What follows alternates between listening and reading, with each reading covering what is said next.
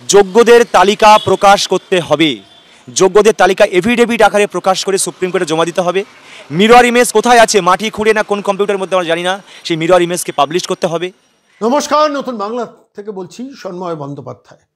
DA অফিসে চাকরিরত যোগ্যতার ভিত্তিতে যারা চাকরি হারিয়েছেন, যে অসংখ্য ছেলেমেয়েরা শিক্ষকরা গিয়েছিলেন এবং শেষ পর্যন্ত মনোজ ভার্মার পুলিশের লাঠি খেয়ে তাদের ফিরতে হয়েছে যেদিন, ঠিক তার পরের দিন আপনাদের কাছে এমন একটা বিষয় নিয়ে এলাম যে বিষয়টা আমাকে বারবার ভাবিয়েছে এবং আমি বারবার উত্তর খুঁজেছি যে সরকারের কাছে কি সত্যি ওয়েমার শিটের কোনো মিরর ইমেজের ডকুমেন্ট নেই? আলবাত আছে। আমি আবারও বলছি আলবাত আছে। কার বাড়ির আলমারিতে আছে, কোন বাড়ির আলমারিতে আছে? আমি একটু ফ্ল্যাশব্যাকে একটু পেছনে চলে যাই। আপনাদের মনে আছে সারদার নথি সরিয়েছিলেন রাজীব কুমার অর্ণব ঘোষরা?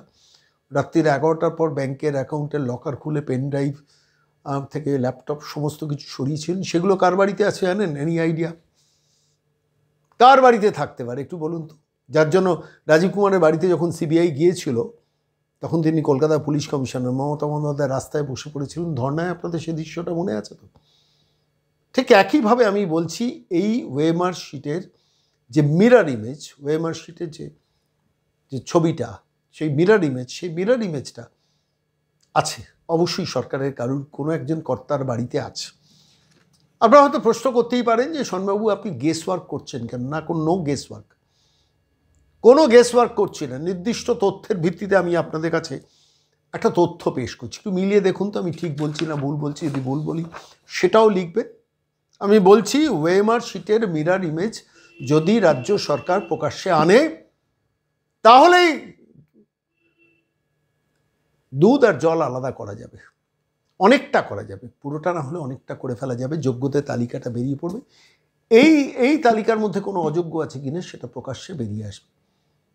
এখন মিরর ইমেজ নেই সরকার বলছে, হয়তো এখন যা স্ট্যান্ড পয়েন্ট মিরর ইমেজ নেই, কিন্তু মিরর ইমেজ সরকারের কাছে আছে। আমি কেন বলছি? আমি একটা ছোট্ট তথ্য আপনাদের কাছে পেশ করি। ওয়েমার শিট যেটা হচ্ছে উত্তরপত্র, সেই উত্তরপত্রের মিরর ইমেজ সরকারের কোনো কর্তার আলমারির মধ্যে আছে। কোন কর্তার আলমারির মধ্যে আছে সেটা তো আমরা সবাই জানি, আমি নতুন করে বলছি না। কিন্তু আমি শুধু একটা তথ্য আপনাদের কাছে দিই কেন মিরর ইমেজ সরকারের কাছে আছে। আমি সাম্প্রতিককালের 2024 মাত্র গত বছর, সেই 2024-এ স্কুল সার্ভিস কমিশনকে আরটিআই করেছিলেন একজন, মানে যিনি পরীক্ষা দিয়েছেন এমন একজন ছাত্রী আরটিআই করেছেন। সে আরটিআই তারিখটা আমি প্রথমে আপনাদের বলে দিই, 18/1/2024।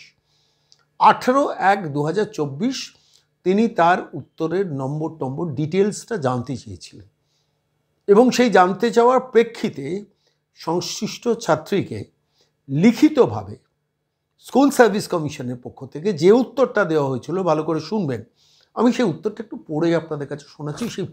সেই আরটিআইয়ের কপি রিপ্লাইটা আমার কাছে আছে। Sir / Madam, with reference to your petition dated such and such, in respect of first SLST (80) 2016 for the classes 9-10 under RTI Act 2005, as per data stored in Commission's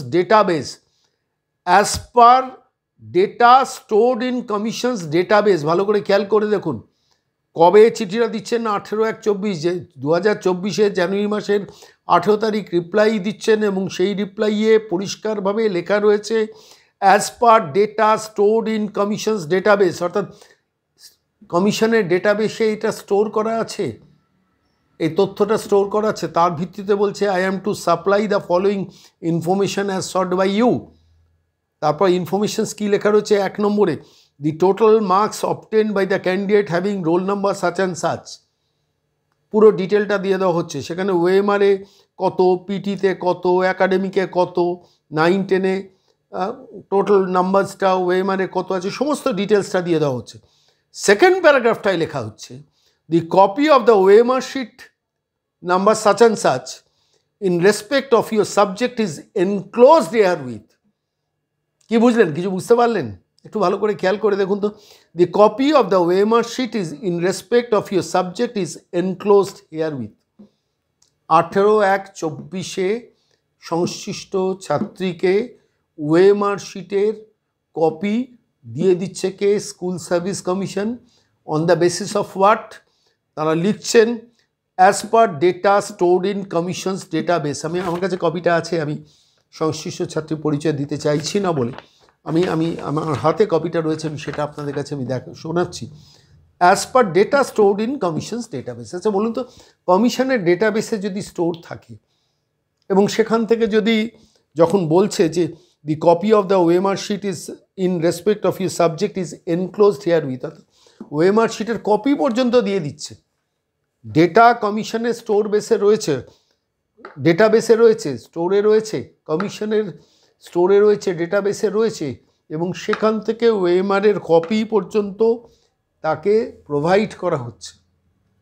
তারিখটা খেয়াল করে দেখুন, 2024 জানুয়ারি, মাত্র 1 বছর আগেও কমিশনের ডেটা স্টোরে যদি ডেটাবেসে যদি স্টোরটা থাকে, স্টোর করা থাকে, তাহলে ওএমআর শিট নেই, শিক্ষা দপ্তরের ওএমআর শিট নেই। আসলে ওই অযোগ্যদের চাকরি বাঁচানোর জন্য এই ডেটাবেসকে প্রকাশ্যে এনে যোগ্যদের তালিকাটা বার করা হচ্ছে না, বা সমস্ত যারা যত নম্বর পেয়েছে সেটা ওয়েবসাইটে দেওয়া হচ্ছে না। এখানেই তো সমস্যা। আমি বলছি জাস্টিস দেবাংশু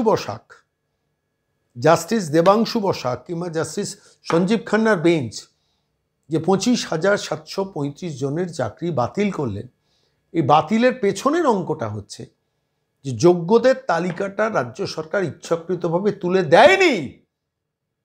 শুধুমাত্র তৃণমূল নেতারা যাদের কাছ থেকে টাকা খেয়েছেন, গিলেছেন, গপ করে গিলেছেন, তাদের বাঁচানোর জন্য, এবং তৃণমূল নেতাদের বাঁচানোর জন্য মমতা বন্দ্যোপাধ্যায় কীর্তি করেছেন, ব্রাত্য বসুরা এই কীর্তি করেছেন। তার জন্য আজকে 25,735 জন, তাদের মধ্যে যারা যোগ্য তারা সবাই আজকে রাস্তায় বেরিয়ে বসে পড়েছেন, ডিআই অফিসগুলোতে ধর্ণা দিচ্ছেন, ডিআই অফিসে গিয়ে তালা দিতে যাচ্ছেন, এবং শেষ পর্যন্ত মনোজ ভার্মা তাদের লাঠি দিয়ে তাড়িয়ে দিচ্ছেন ডিআই অফিস থেকে। এই দুর্ভাগ্য তাদের কপালে জুটছে। আমি ফিরে আসি মূল প্রসঙ্গে। ওএমআর শিটটা মমতা বন্দ্যোপাধ্যায় বার করুন, ইমিডিয়েটলি বার করুন, ব্রাত্য বসু ইমিডিয়েটলি বার করুন। আপনাদের আছে, আপনাদের ভাড়ারে আছে ওএমআর শিটের মিরার ইমেজ। ওএমআর শিট তো সব নষ্ট করেছেন, কিন্তু তার মিরার ইমেজ তো আপনারা রেখেছেন। তো সেই মিরার ইমেজ থেকে আপনারা আরটিআই এর উত্তর দিচ্ছেন। আর যখন সুপ্রিম কোর্টে যোগ্যদের তালিকা দিতে বলা হচ্ছে তখন হচ্ছে ওএমআর শিট তো সব নষ্ট হয়ে গেছে। তাহলে এই ডেটাবেসে স্টোরটা কিসের থেকে রেখেছিলেন, কোথায় রেখেছিলেন? আসলে সব আছে। আমি আপনাদের দায়িত্ব নিয়ে বলছি, এই সরকারের ভাড়ারে সমস্ত ওএমআর শিটের মিরার ইমেজ আছে, এরা এখনও বার করছে না। সমস্ত যোগ্যতার ভিত্তিতে যারা শিক্ষক চাকরি পেয়েছেন সবাই গণ আন্দোলনে নেমে বাধ্য করুন এই সরকারকে ওই ডেটাবেস থেকে, স্টোর থেকে বার করে, যার বাড়ির আলমারিতে, কার বাড়িতে আলমারিতে আছেন আপনারা সবাই জানেন, সেই বাড়ির আলমারি থেকে সারদার নথি যার বাড়িতে আছে, আমি আবারও বলছি সারদার নথি যার বাড়িতে আছে, এই ওএমআর শিটের মিরার ইমেজেরও তার পেনড্রাইভ বলুন, তার ল্যাপটপ বলুন, সব সেই বাড়িতেই আছে। টেনে বার করাতে হবে, টেনে বার করাতে হবে, ঘাড় ধরে বার করাতে হবে। আমার চাকরি খেয়েছিস তুই, এবার ওএমআর শিটের মিরার ইমেজটা বার কর। এই আওয়াজটা বাংলার আকাশে বাতাসে সবাইকে তুলতে হবে। যাদের ঘরে ছেলে মেয়েদের চাকরি গেছে, তাদের বাইরেও যাদের চাকরি যায়নি, যারা চাকরি পায়নি, তাদের প্রত্যেককে এক সুরে কথা বলতে হবে। সারদার নথি সরিয়েছিস, এবার ওএমআর-এর মিরার ইমেজটা বার কর, সুপ্রিম কোর্টে জমা দে, ওয়েবসাইটে তুলে সমস্ত যোগ্যদের তালিকা আলাদা শর্ট আউট করে তার তালিকা সুপ্রিম কোর্টে দে। That should be the voice of the time. আমি আজকে সরাসরি এই বিষয় নিয়ে চলে গিয়েছিলাম আইনজীবী সুদীপ্ত দাশগুপ্তর সঙ্গে। তাকেও আমি এই একই প্রশ্ন করেছিলাম, কি বলেছেন শুনুন। নমস্কার সুদীপ্ত দাস, সন্ময় বলছি। নমস্কার সন্ময় বাবু, বলুন। বলছি মিরার ইমেজ গুলো সরকার লুকিয়ে রেখেছে, তার কারণ মিরার ইমেজ সব আছে, সেখান থেকে তথ্যগুলোকে রিলিজ করছিল একটা সময় এই স্কুল সার্ভিস কমিশন। এখন ওই অযোগ্যদের চাকরি বাঁচানোর জন্য মিরার ইমেজ গুলোকে লুকিয়ে রাখা হয়েছে, একদম পরিষ্কার নবান্নের নির্দেশে। এটা আমাদের ধারণার নয়, প্রত্যেক যারা চাকরি প্রার্থী, যোগ্য চাকরি হারা সবারই ধারণা। আপনি কি বলবেন যে মিরার ইমেজ গুলোকে বার করে দিলে কিছুটা অন্তত পার্সিয়ালি সমস্যার সমাধান হবে না? দেখুন, প্রথম কথা, মিরার ইমেজ আমি বিশ্বাস করি এখনো কোথাও না কোথাও কারোর কাছে আছে, যে এটা ইচ্ছাকৃত বার করা হচ্ছে না। কারণ 2019 বা 20 সালে যদি ওয়েমার নষ্ট করে দেওয়া হয়, তাহলে 2024 সালের জানুয়ারি মাসে রাইট টু ইনফরমেশন অ্যাক্টের আন্ডারে কি করে ওয়েমার শিটের মিরর কপি দেওয়া হচ্ছে? তার মানে কোথাও না কোথাও মিরর ইমেজ লুকিয়ে রাখা হয়েছে। আর এই মিরর ইমেজ পাবলিশ করলে কিন্তু এই যে ওয়েমার কারচুপির যে জালিয়াতি, সেইখানে প্রমাণ হয়ে যাবে কারা কারচুপি করেছে, কারা জেনুইন। একটা পার্ট অফ যোগ্য ক্যান্ডিডেট কিন্তু বেরিয়ে আসবে, কারা দুর্নীতি করেছে। এই ওয়েমার পাবলিশ না করা মানেই যেন তেন প্রকারে সরকার চাইছে অযোগ্যদের বাঁচাতে।